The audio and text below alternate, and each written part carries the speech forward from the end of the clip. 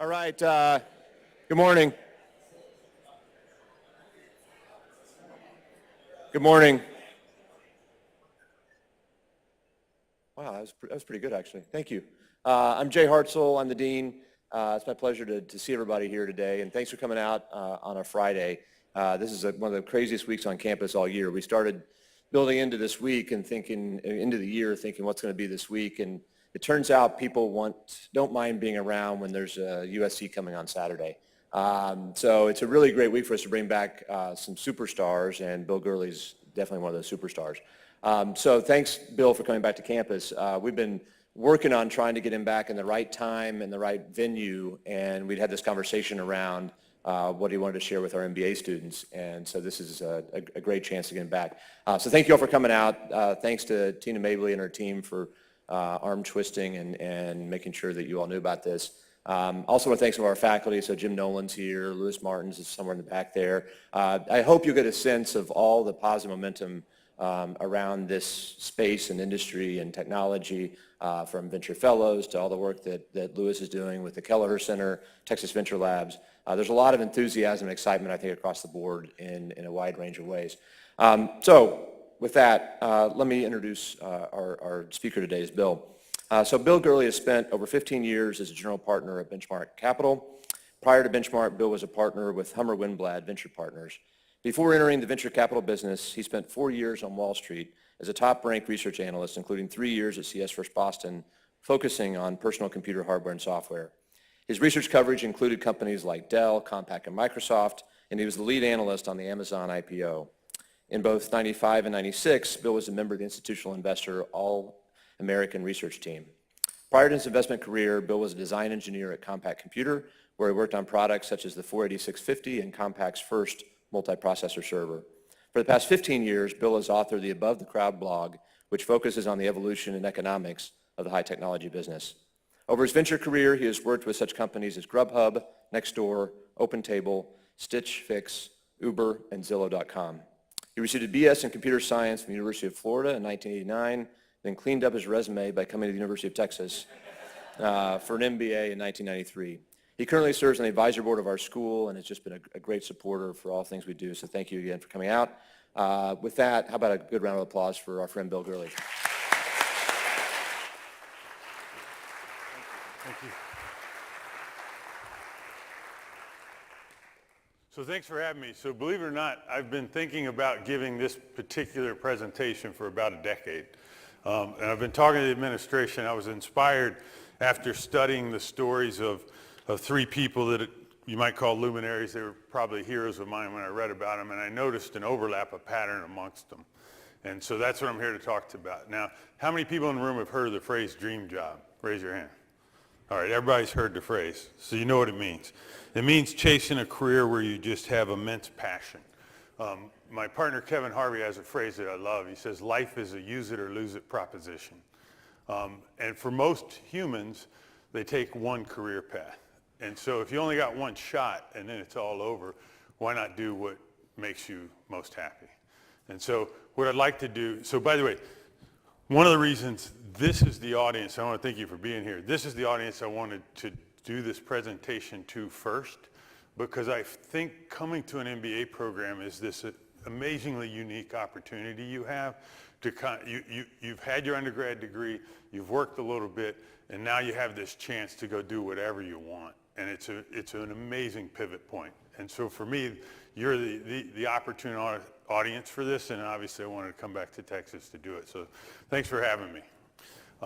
So what I'm going to do first is I'm going to start by telling 3 stories of these luminaries, and then after that I'm going to walk through 5 guidelines that I've inferred from what they did. And then there's some special stories at the end as well. So I'm going to start in Orrville, Ohio, which happens to be, anyone know what company was founded in Orrville in 1897? I'll give you $20 if anybody knows. Smuckers. That has nothing to do with this presentation. So the first gentleman I'm talking about is a guy named Robert Montgomery that grew up in Orrville. This is in 1940, and this is what the town looked like when he did. He attended Orrville High School, where he was a 3-sport letterman, baseball, football, basketball. He was lucky enough, one of his neighbors knew the coach, Fred Taylor, at Ohio State, and he was able to get a spot on a really good basketball team. This is Robert, number 24. He's a point guard. That's him peering into the huddle. That's Fred Taylor, the coach of Ohio State at the time. Robert wasn't a starter. He came off the bench, and he didn't get a ton of minutes, but this team had John Havlicek and John Cousy, and his sophomore year, they won the national championship. They played in the national championship his junior and senior year. Those two players that I mentioned went on to the NBA, and Robert went into coaching. He spent his first year as a JV coach at a high school and then finagled his way onto the staff at Army. And so at 22, he was an assistant at Army, the Black Knights. They played here in Gillis Fieldhouse. When he was 24, the head coach retired and he begged for the job. This is him signing the contract. So at 24, he became head coach of a D1 school. Now, what ended up making Robert successful from my point of view isn't what happened inside the four walls of the gym where they practice every day. It's what he did outside. In the first 5 years of his coaching career, he befriended 5 of the top basketball minds on the East Coast. This is Red Auerbach. So Havlicek went to Boston. Red was the coach at the time. He was able to build a relationship through that. This is Joe Lapchick. That's Claire B. Claire B. coached at Long Island University and has the best record of any coach in the Basketball Hall of Fame. Robert met Claire when he was 25. When he was 27, Robert drove Claire to Claire's induction into the Basketball Hall of Fame and sat next to him. The next one's Henry Iba. He coached 36 years at Oklahoma State and was, at the time, probably one of the most successful basketball coaches of all time. That's Everett Dean from Indiana. And he met all of them and became friends. 2 of them, Lapchick and Iba, he just went to a coach's luncheon where he knew they were going to be. And he begged, he said, "Can I sit next to you?" And that's how he met both of them. And then he kept following up and hanging out. A year later, he met Pete Newell. Pete was the greatest basketball mind on the West Coast at the time. They became fast friends. Years later, Pete would induct Robert into the Basketball Hall of Fame. He didn't limit his peer network to basketball coaches. He met football coaches as well. This was the coach of the Cincinnati Bengals. Bo Schembechler, who would go on to coach at Michigan, was his assistant on the basketball team at Army. And he met Bill Parcells around the same time, way before Bill became a star in the National Football League. And then Doc Councilman was the longtime swimming coach at Indiana and also someone that Robert became friends with. Now, I'm using the name Robert to obscure things a little bit. I'm talking about Bobby Knight. So at age 31, Bobby Knight became head coach at Indiana University. 5 years later, at 36, they went undefeated, both in the regular season and the postseason, won the national championship. That's never been repeated since in over 4 decades. At Indiana, he would win 3 national championships, 4 Coach of the Year awards, 11 Big Ten titles. And when he retired, he had 902 victories, the most of any coach at the time. As I said, Pete Newell inducted Bobby into the Hall of Fame. I'm going to move on to the next story, and then I'll circle back and you'll see where I'm going. Now I'm going to start in Hibbing, Minnesota. This is about 2 or 3 hours north of Minnesota. Another Robert Zimmerman, grew up in Hibbing. That's what Hibbing looked like when he was young. Even though it's pretty far north of Minnesota, it was a bit of an urban environment.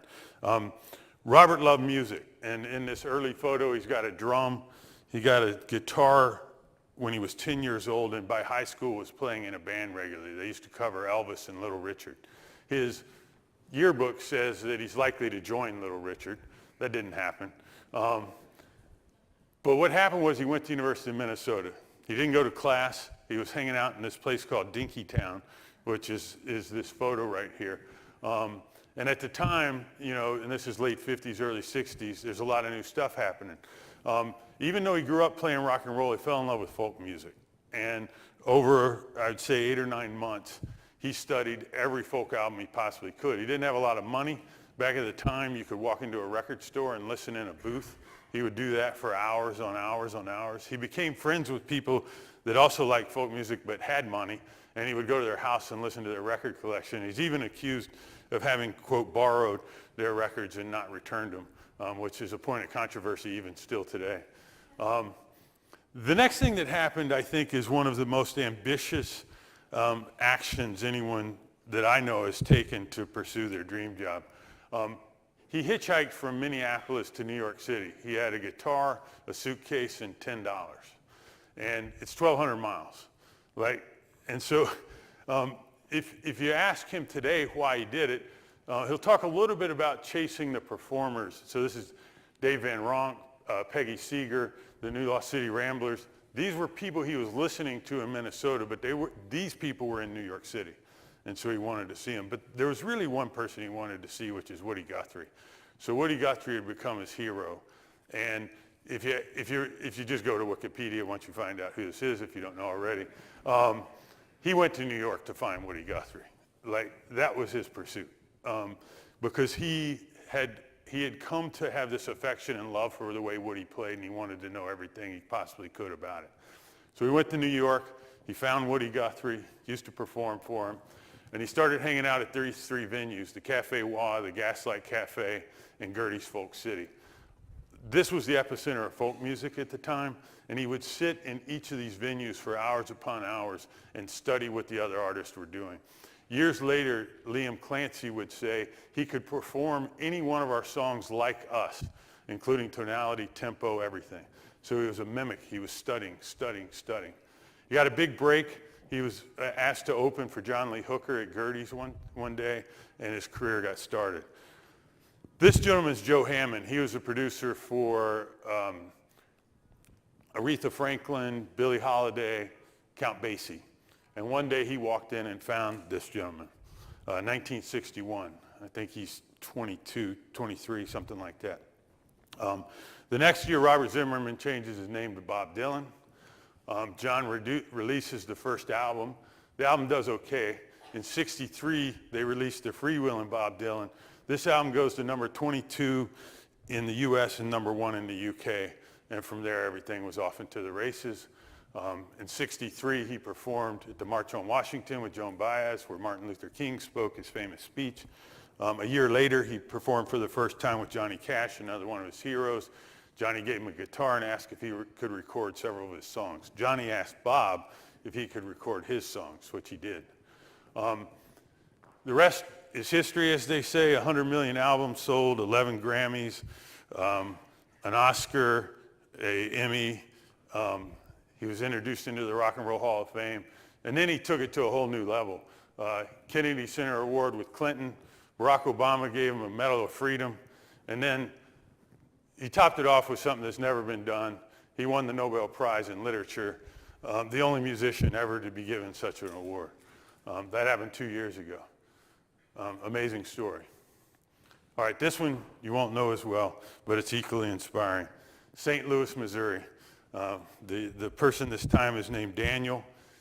He grew up in St. Louis. His father was an intelligence officer in the military and moved around Europe quite a bit. After the war ended, his father became a travel agent, and his mother worked with him, and so they traveled quite a bit. Now, because they were travel agents, his mom told him he had to journal everything, so he was forced to go on vacation and take notes. He wasn't that interested in travel, but he loved food. And so when he went back and looked, all the journal notes he had always taken were always about the food they were eating wherever they were, and he started to associate different places with the food that he went to. He went to John Burroughs High School in St. Louis, ended up at Trinity College in Connecticut, where he would spend every weekend in New York City eating food because that's what he was passionate about. He got a poli-sci major. He went and worked on a campaign for a year. Wasn't that interesting to him, so he went back to New York.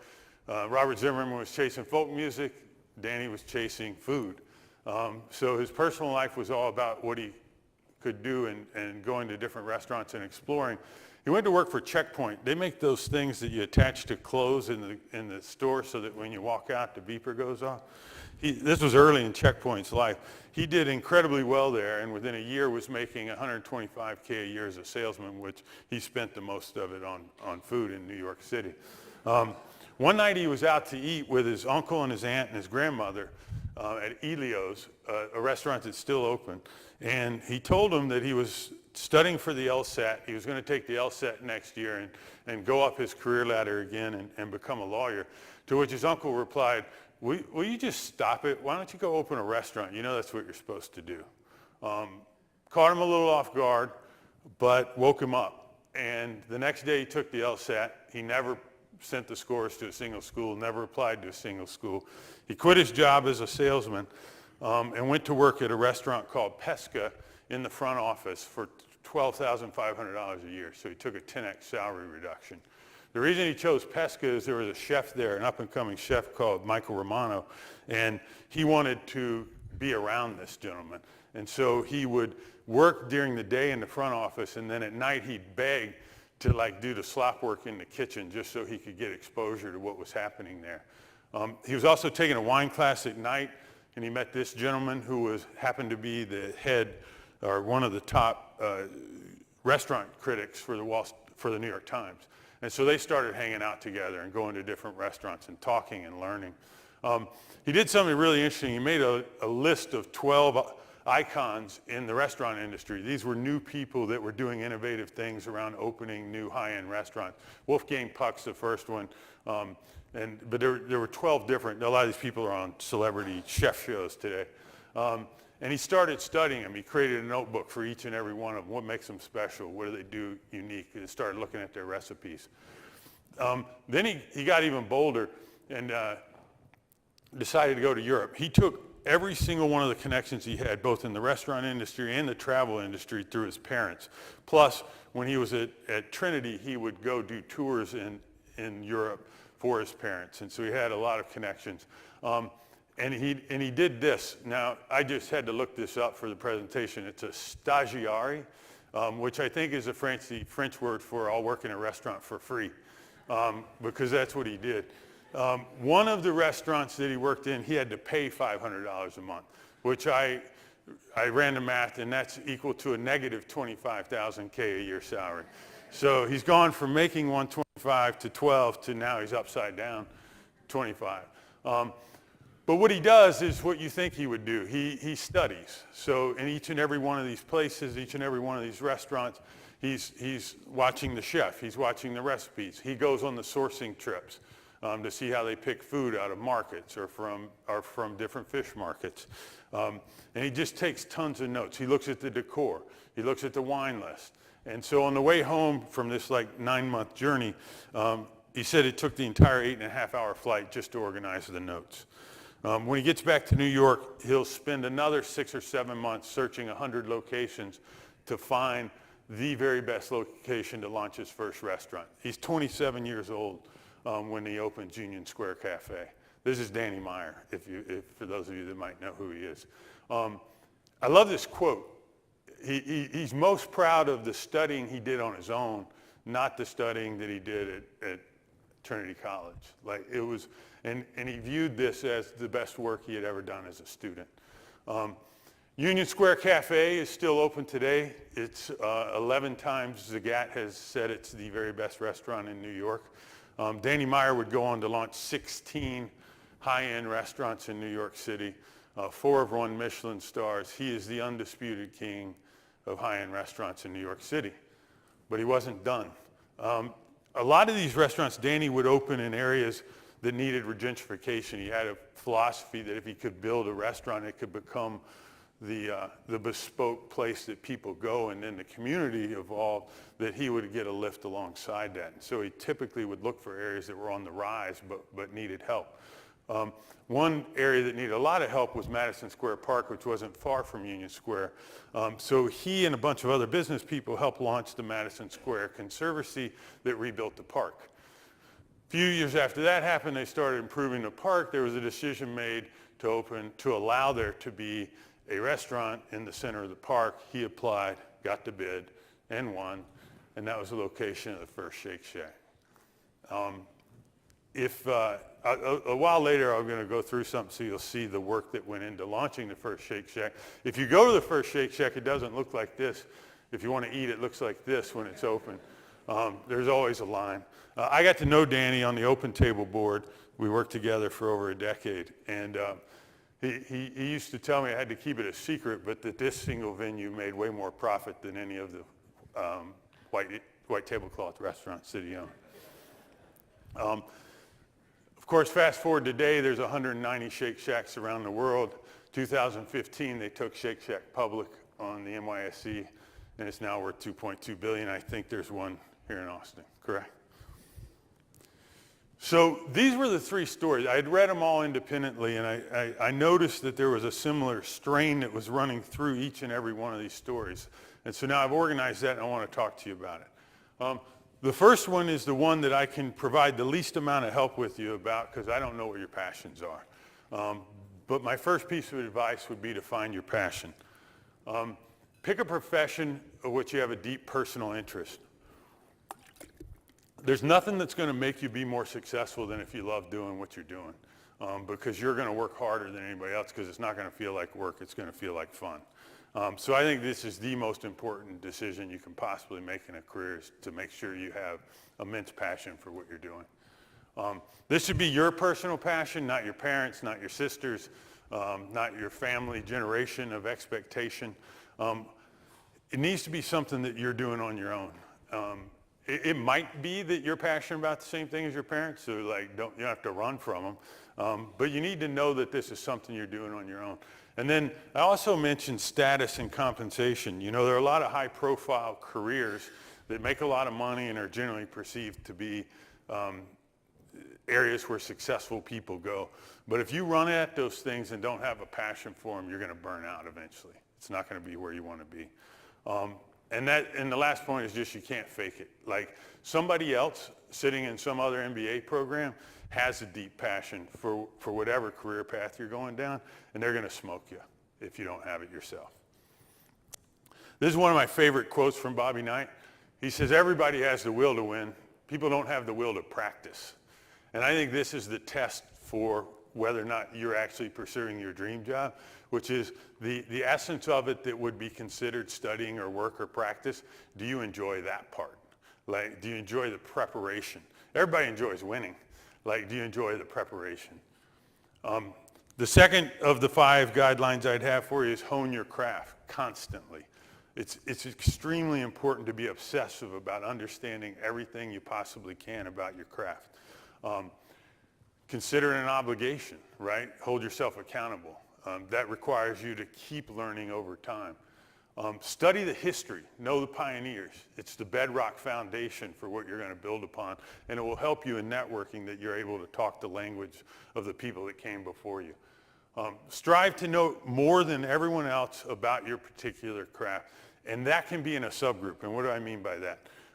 Let's say you love esports. Let's just say you've decided, you know, multiplayer gaming, esports, like this is it for you. You grew up gaming, I love it, all right? Within the first 6 months of being in this program, you should be the most knowledgeable person at McCombs in esports. Like, that's doable. You should be able to do that.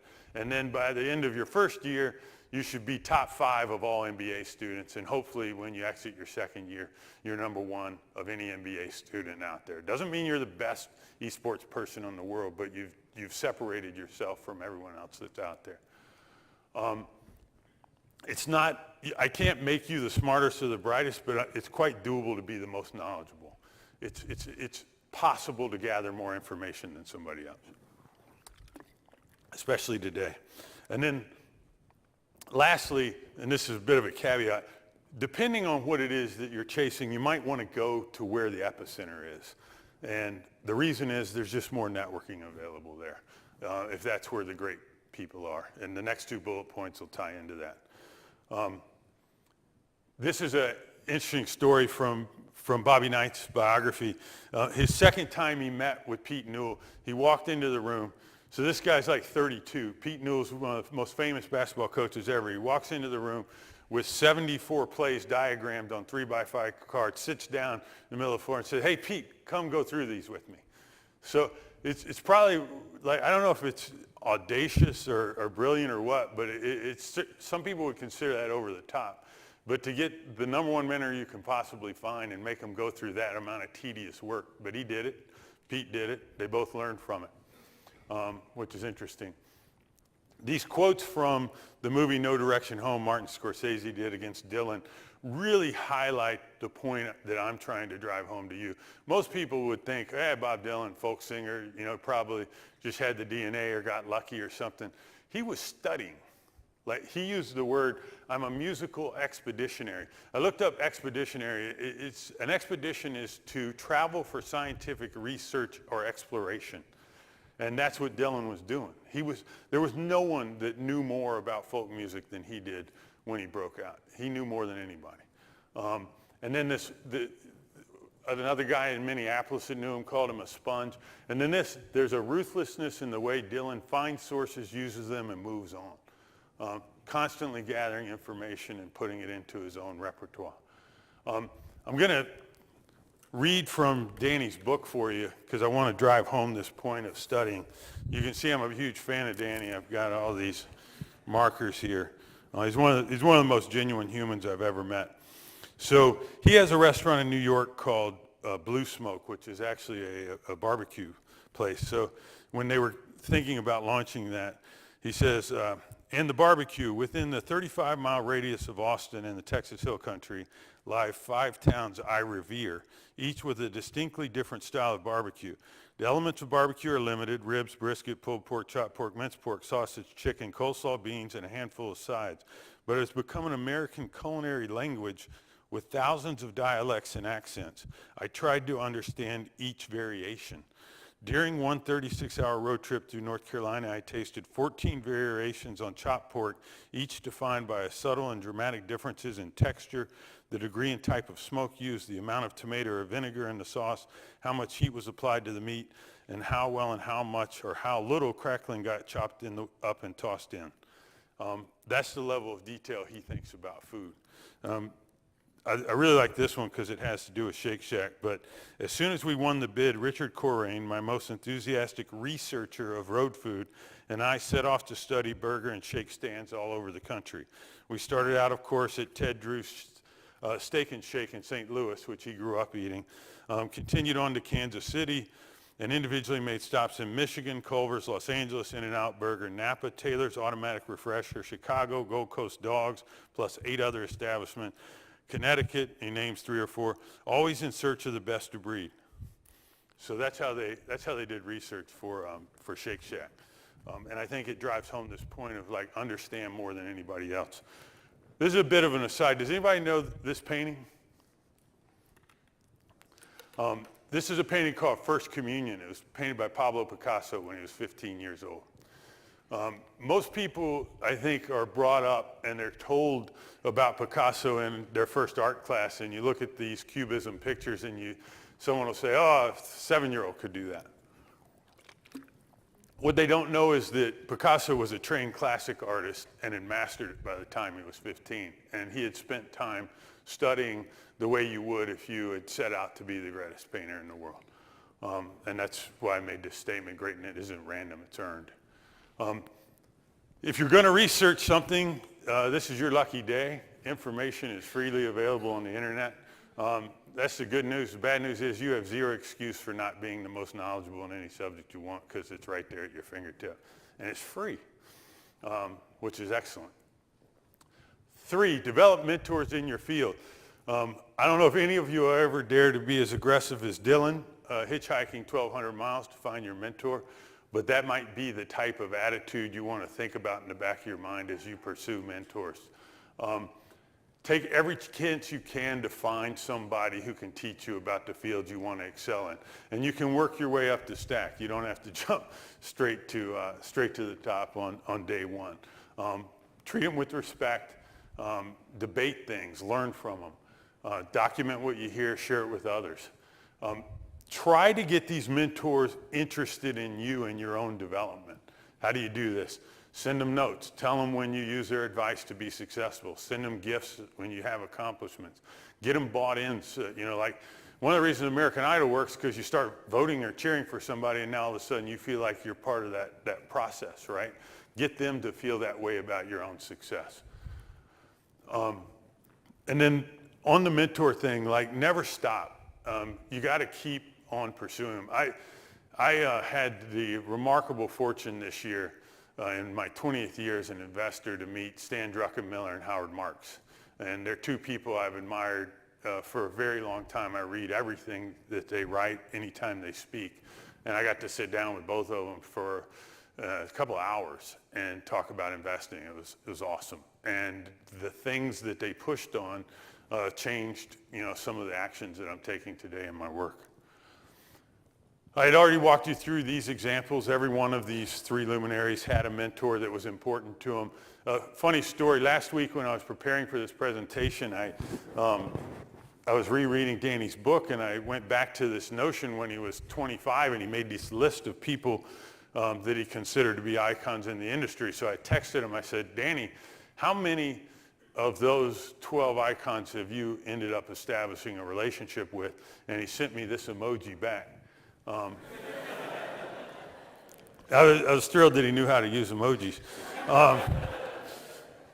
He went on to tell me that 4 of them have become close personal friends. And I think it just documents this point I'm making about how searching for mentors and leaning on mentors is a never-ending task.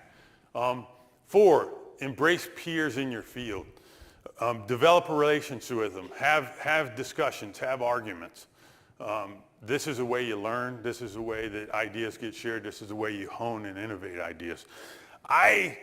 This is one thing I wish someone had told me. When I got to MBA school, everybody said network, network, network. And I thought it was a social activity. I thought they were like telling me, oh, you need to develop your social skills. And they want me to randomly talk to people that I have no similar interests with. And what I've come to realize is, no, it's not about that. It's about connecting with the people that you have the most overlap with, because you will be able to help each other along the way, along the journey. Always share best practices, and don't worry about giving away any proprietary knowledge. It's a good trade. It's just smart. If you get caught up in worrying about it, you're gonna fail to advance. And the activity of sharing with mentors and peers will lead to so many positive things that help you go up, that whatever the negative costs aren't going to come anywhere close. Celebrate your peers' accomplishments as if you were their own. Cheer them, send them notes, be happy for them. That will come back to you in spades. And then lastly, peers don't need to be in your exact field. Bobby Knight had sat down with a swimming coach and got knowledge. Some of the entrepreneurs I work with and CEOs find that it's more interesting to go to a conference on a topic that's a little bit far away, and because they get more innovative ideas that they can bring back to their field. So it doesn't have to be this close, it can be spread out. Now, most of you know that this is the way you're supposed to network online, and you should certainly have a LinkedIn profile, and you should certainly connect with people. I would give you one piece of advice, which is I'd be a little stingy with who you link to. I have a rule where I only want to link to people that I would call and trust their advice.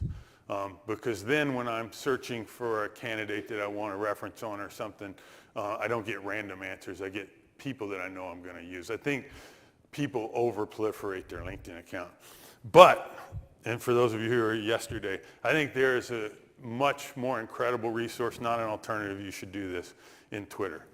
Twitter is the most amazing networking and learning network ever built. And for someone that's pursuing their dream job or chasing a group of mentors or peers, it's remarkable. In any given field, 50% to 80% of the top experts in that field are on Twitter, and they're sharing ideas, and you can connect to them and follow them in your personal feed. If you get lucky enough and say something they find interesting, they might follow you. And the reason this becomes super interesting is that unlocks direct message. And now all of a sudden you can communicate directly, electronically, whenever you want with that individual. It's very, very powerful. If you're not using Twitter, you're missing out.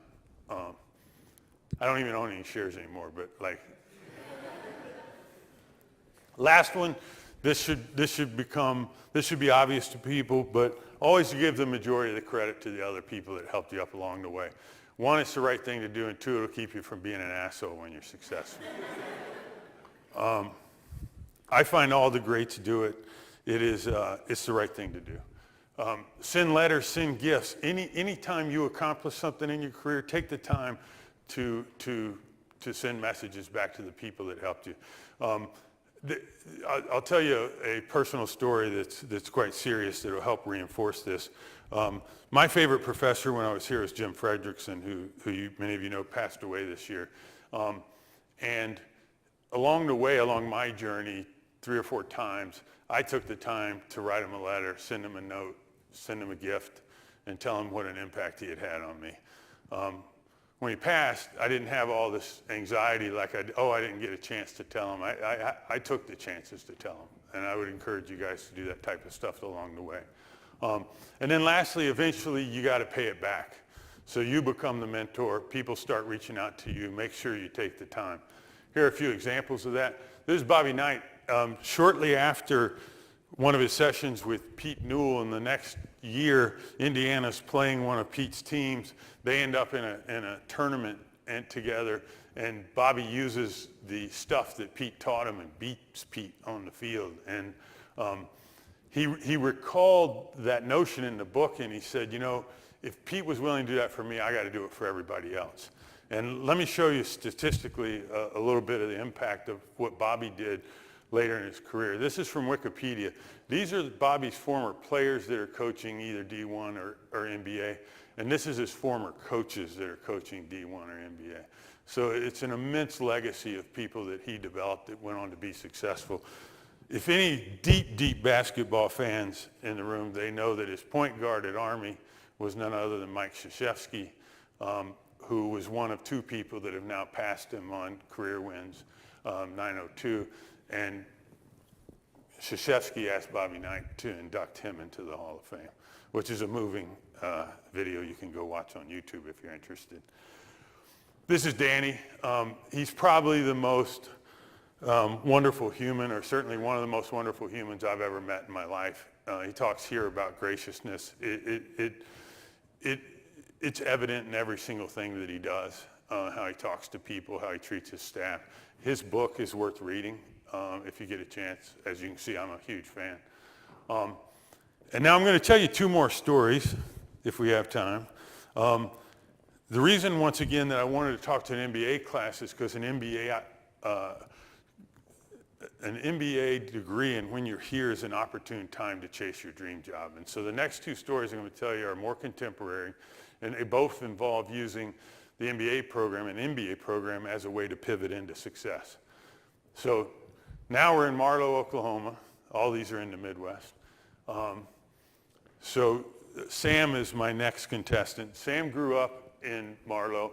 His father worked at Halliburton, which is in Duncan, a little bitty town right near it. And he went to Marlow High School, where he also was a multi-sport athlete. Unfortunately, he was 5'9" and 140, so he didn't get to keep playing in college.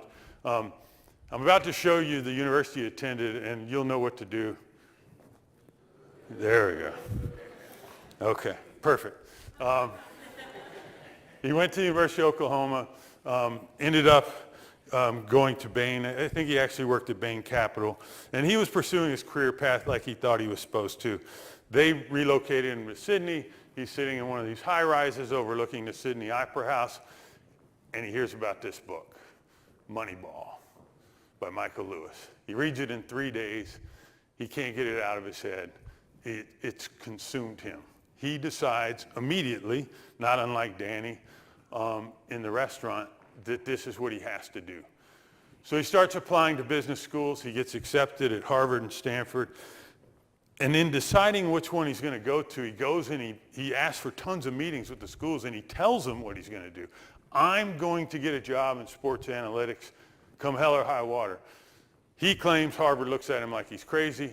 The Stanford staff says, come on, that'd be awesome. We'll introduce you to everyone that we know. He shows up at Stanford, Graduate School of Business.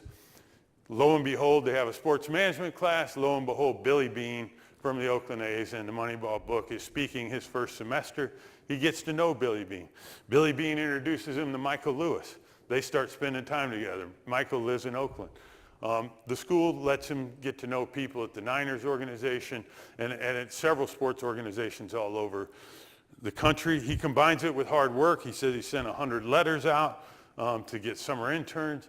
He ends up with one at the Texans. When he gets back from that, Michael Lewis asked him to come over and talk football because he's working on the blind side, so he helps Michael Lewis on the blind side. Eventually gets a job with the Houston Rockets, spent 2.5 hours with Lex Alexander. Lex hires him at, I believe, 27 years old.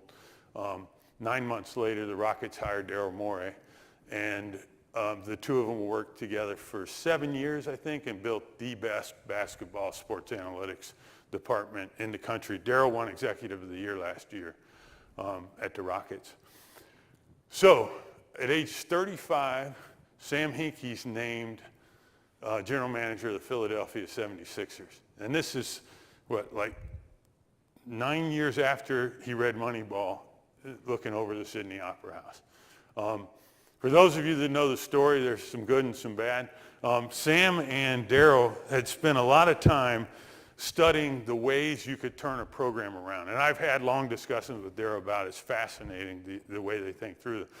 But if you're in a particular tough spot, the only way to do it is to shed your talent, improve your salary cap room, let your young players get tons of playing time, and win through the draft.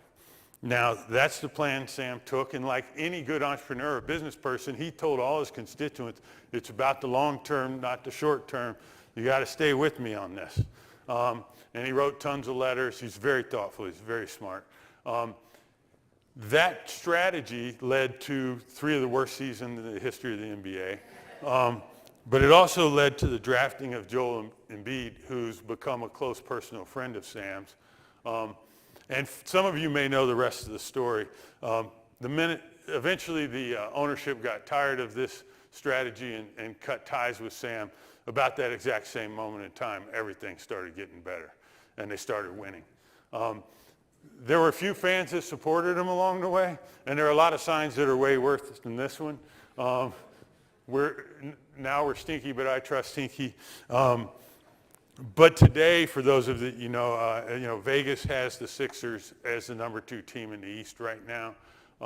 This is Durant. I chose the Texas jersey on purpose instead of the Warriors, talking about how they're the team to watch. And Barkley goes further. He says if they stay healthy, this will be a team to watch for 10 years. So 3 years of bad, 10 years of good.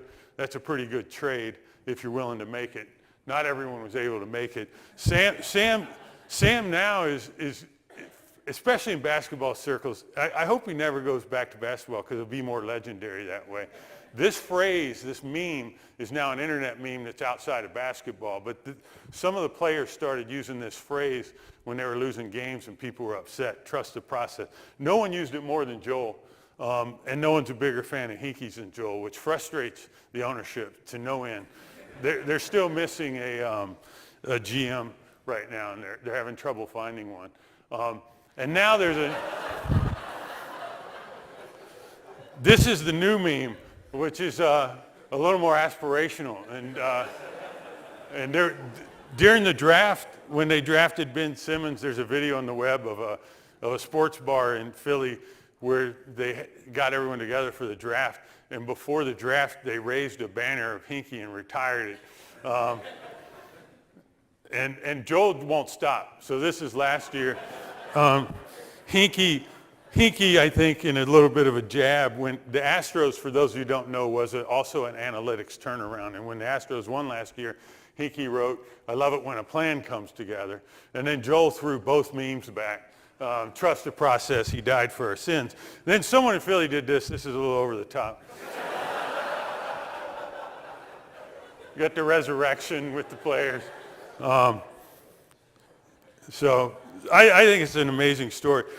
One fun part about this, Sam's now back at Stanford. He's teaching two courses there, and he may play 2 separate dream jobs. He's hanging out with startups, venture capitalists, and he may do it all over again, which I think is really cool. All right, last one, and this one's very near and dear to my heart.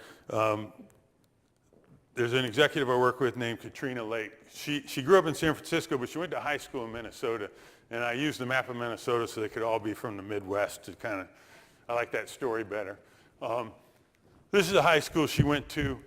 She went to Stanford, thought she was going to be pre-med, ended up not liking it very much, got an economics major, went to work at a consulting firm called Parthenon, And they had a number of clients in the retail and fashion space. And so she noticed that she had an affection for that and started hanging around those clients and focusing on those clients. And while she was visiting those places, she kept asking herself questions like, why does this work this way? She told me she was, in a department store, and she's like, why are these clothes out here? Why isn't there just like one here and you press a button and then it's put in your dressing room because you keep all the inventory in the back where you could stack it better? Like, why? And she just kept saying, why? Why is this stuff organized this way? And finally she decided, I'm going to go do something about this. And she came up with a notion of a company that would be a personal shopper for everybody. She didn't quite know how to launch it, so she decided to use her MBA program as a way to launch it. And she told me that, she planned to graduate, but not a much higher bar from a classroom perspective, but she wanted to use the platform as a way to build a company. And so she ended up at Harvard. The first thing she did was scoured LinkedIn and the alumni directory to find anybody that had anything to do with fashion. She was mostly interested in sourcing and merchandising because she didn't have any knowledge there. So she found all kind of contacts in New York. She made personal trips, asked for meetings, not unlike the other people that I've showed you. Next, she found two founders that had launched startups. This is Joanne from Trunk Club and Craig from Shop It To Me, in a similar space, but we're a little different. And she got them on the phone. She wanted to hear if what she was thinking about was different and better than what they had done, because she wanted it to be different and better. There was a professor at Harvard that had been CEO of a retail store named Jose Alvarez. She started writing drafts of what she wanted to do and got him to push back. At first he was very skeptical, but she said the back and forth helped her and modified her plan quite a bit. In the summer, she went to actually a company we were invested in called Polyvore, which was a social fashion site where people aggregated likes on the web. Sukhinder Singh, who had run a huge chunk of the revenue at Google, was CEO there, so she built that relationship. She also got to study how fashion websites spend time with bloggers. After graduating, she came to San Francisco to launch her company, and she did two things that are miraculous for me from a mentoring standpoint. The first one is she found Eric Colson. He ran all of data science at Netflix. You remember the $1 Million Prize, all that stuff, that was under Eric. He had recently retired from Netflix and was looking for something to inspire him, and she did. And he became an advisor to the company. Marka Hansen was over 20 years at Gap in merchandising, marketing, same story. Katrina founder. Marka was very excited about helping Katrina. Marka's still on the board today. Marka would spend, a day a week, a day a month in the early days at the company, helping her almost the way an executive chairman would. She then found two other people. John Fleming was CEO of Walmart.com. Julie Bornstein, I worked with back at Nordstrom years ago. She was CMO at Sephora and hanging out in San Francisco. She put Julie on the board. And then a feat I've never seen before, she recruited Eric and Julie off the board and into the company. They both worked there. Julie is as COO and Eric is head of data analytics, where he is still today. The company has 95 data scientists, a fashion company. This is her at the very beginning. She's trying to figure out exactly what they were going to do. For those of you that don't know how it works, Katrina Lake runs a company called Stitch Fix. You fill out a 15-page profile about yourself. You give a lot of information, way more information than any other retailer has on you. And then you press a button. A stylist looks at your profile and picks 5 items. The stylist is sitting in front of a dashboard. There's a keep score for every single item in our inventory for every single shopper that's out there, unique to that individual shopper. As you buy more, the data science studies what you like, what you don't like, and that's how the system works. I was lucky enough to become an investor in this company, even though it has inventory. It has a lot of inventory. There's 5 warehouses today. And along the way, as it was starting to succeed, this article ran, which is a nice tie to the last one. Forbes called her fashionista Moneyball. And there are certainly elements that would cause that correlation. In her 3rd year, she went profitable. She only consumed $20 million of venture capital in the company's life. When we went public, there was $100 million in cash on the balance sheet. At year 5, she hit $1 billion in revenues. At age 34, she became the youngest female founder CEO ever. last fall when we took Stitch Fix public. That's me hiding in the back. I think one thing that really differentiates Katrina, if she were here today, she'd certainly be proud of this story, but I think she's more proud of how she's been able to use the platform to speak out on social change. This was an infographic that they released about a year ago, but 31% of the engineers are female, 60% of the board, 62% of the management team, and 86% of the entire org. And she's not afraid to speak out on topics like this. When we did the bake-off for the IPO, she insisted all the investment banks put their diversity record at the front of the pitch deck. Every single one of them that came in, and they all did.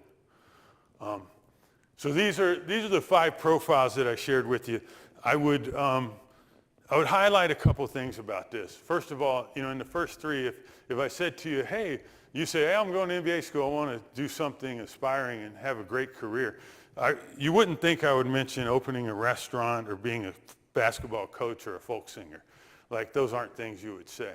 And yet it didn't stop these people from being successful. The other thing that I would highlight is all 5 of them, I don't think a single one of them started what they're doing for money.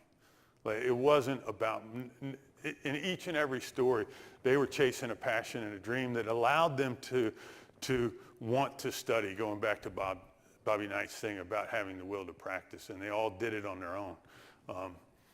Danny uses a phrase, professional research, in his book constantly, which I think is an interesting phrase because most of us think about the studying and research we do around curriculum and a teacher, and you don't think about if you're in finance or marketing or accounting, do you go home at night and study for yourself, like to improve your own skill set? Most people don't do that. I think that's interesting. For those of you who've decided your dream job is consulting, they say you got to tell them what you're going to tell them, and then tell them what you told them. So this is for you. Pick a career about where you're passionate. Be obsessive about the learning. Lean on mentors. Lean on peers. Give the credit to someone else and pay it forward. For those in the music that like music, I stole the title of this speech from Tom Petty, who unfortunately passed away this year. He was once asked what advice he'd have for people if he were giving it. And while it's not as ambitious as what I've told you, it's almost the exact same thing on the exact same vector. I'll let you read that yourself. So that's it. Thank you for allowing me to do that. I really appreciate it.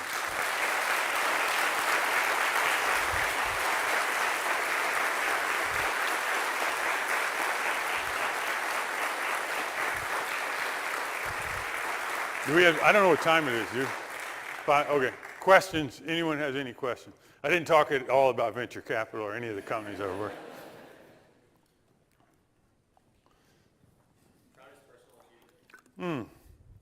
Proudest personal achievement. I've been very fortunate and had the help of a lot of people. There are a couple of companies where very early on we made bets about how we thought they'd evolve that played out. A couple that come to mind. I sat down with Chuck Templeton at Open Table. He's like, I'm going to put this computer in the front of a restaurant and make a business out of that. And he was in like 3 restaurants. It was very daunting to think that, and the only way the business worked is if it took over, and went nationwide and became a network effect with the consumer side. But that's what we thought about at the moment, and we drew it up. Another one more recently that's similar, a company called Nextdoor that I'm on the board of. We were 3 years on a business idea that just didn't work called Fanbase, and the team cut back to 7 people and started doing weekly PowerPoints with the board for new ideas. And one of the engineers said, my friend's got an HOA and they want us to build a software platform for them to use. And it was almost immediate. We were all like, oh, that's a really good idea. And like in a minute, the founders and me and others could see forward as to what could possibly happen. And those moments of having that opportunity to bet and thinking about what it might become and then seeing it happen, to me is super fulfilling and interesting. Yeah, great question. There were a lot along the way. I mentioned, here, Jim Frederickson really pushed me. I had been coming from engineering, I was used to deterministic questions, and so in physics or math or whatever, there's an answer to the problem.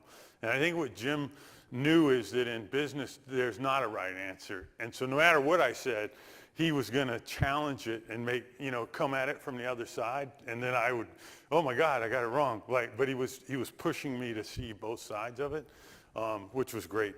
There were so many. I knocked on doors on Wall Street, a guy named Al Jackson. When I was here in the summer, I literally went to New York and knocked on doors and begged for a job. And a guy named Al Jackson took a bet on me, and they weren't recruiting at the University of Texas, And I see him still occasionally. And First Boston not only hired me, but they had a program where they made you, as a fresh MBA student, a senior analyst covering companies. They just put you out there, trial by fire. So he had a big impact. Frank Quattrone, I was about to leave sell side and go to the buy side. This is a true story. And I got a call from Frank Quattrone, the famous banker. He was leaving Morgan Stanley to start a new bank, and he had heard about me, and we sat down, and he said, I want you to come be an analyst. And I said, I don't think I want to be a sell-side analyst my entire career. And he said, what do you want to do? And I said, I'd love to be a venture capitalist. And he said, come work for me. I'll move you to Silicon Valley and introduce you to every venture capitalist I know, which he did. Along the way, we, as you heard, we competed for lead left on the Amazon IPO, which is a wonderful bit of trivia. Maybe that's my proudest moment. Deutsche Morgan Grunfeld took Amazon public. No one will ever remember that, but we beat Morgan and Goldman, which was fun.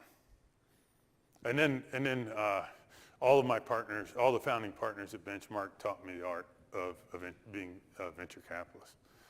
So.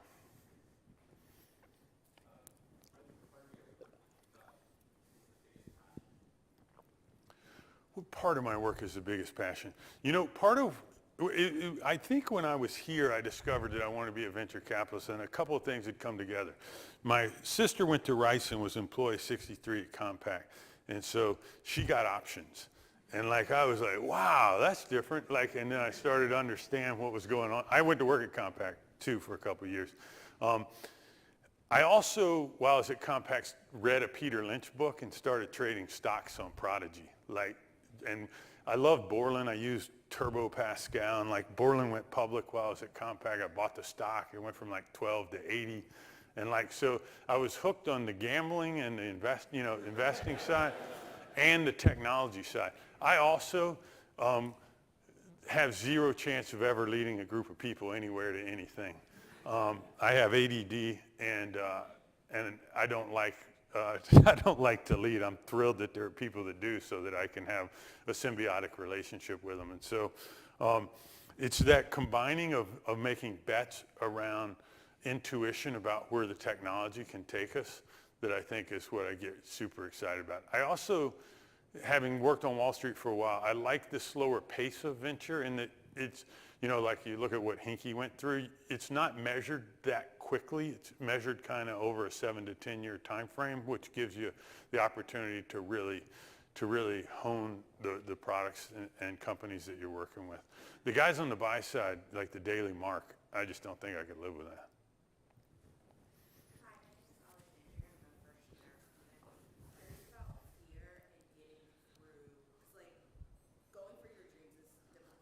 Yeah.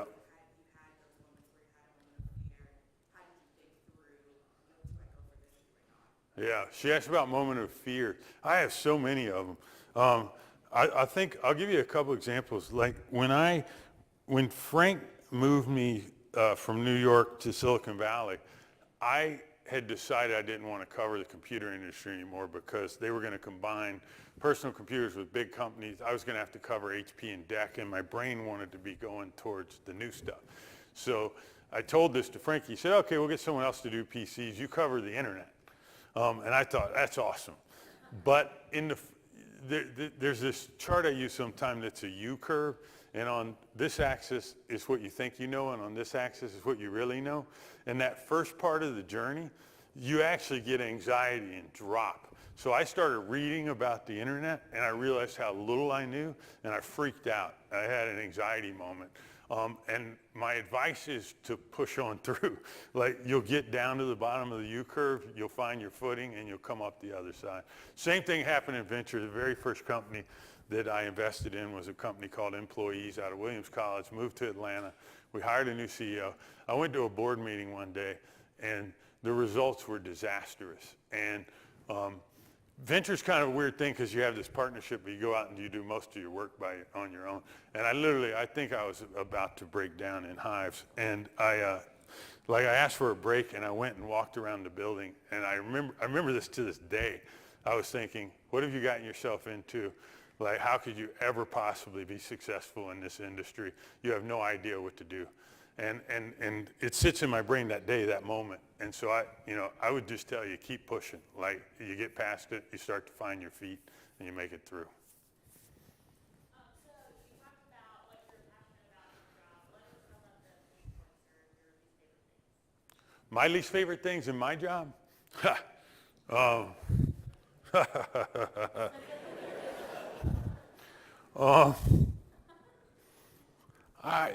There's some ridiculously bureaucratic things to anybody that works with startups, like 409A valuations are a pain in the butt, and they're actually bad math and bad finance, so those things bug me.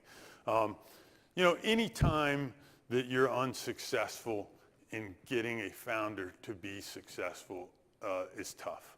And, there's a lot of people that can start companies, a lot of great people start a lot of great companies.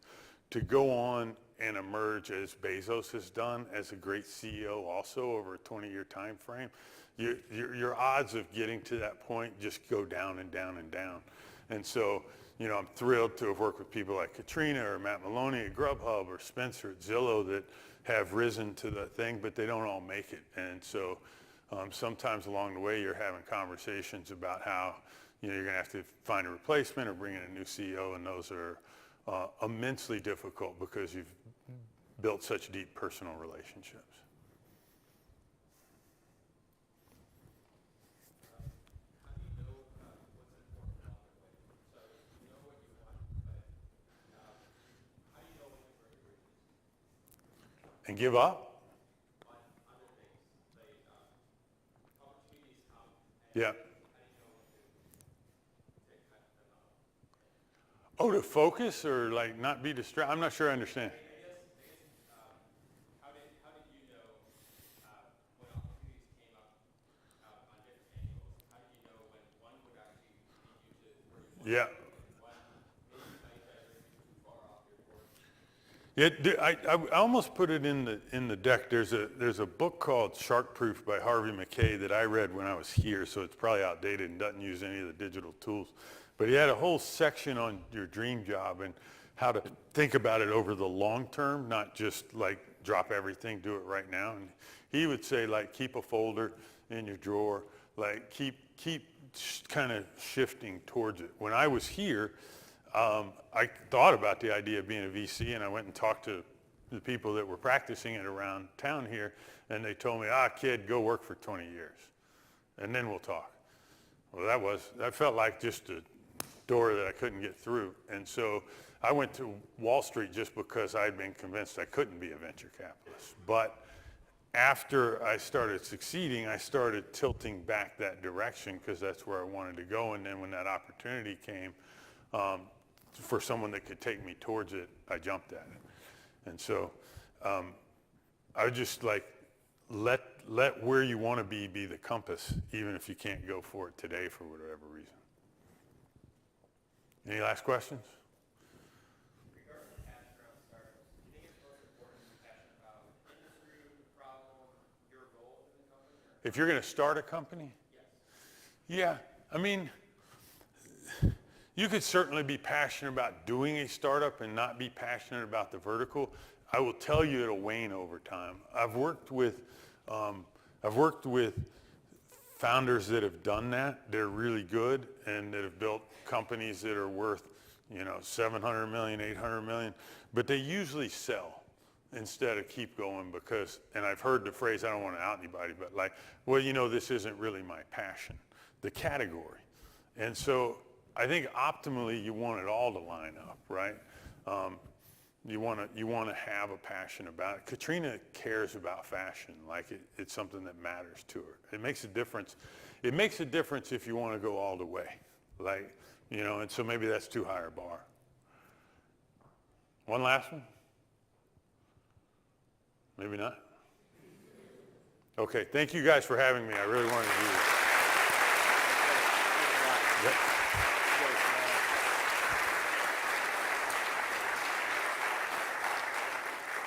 Thank you, Bill. Small token of appreciation, and thank you all for coming out.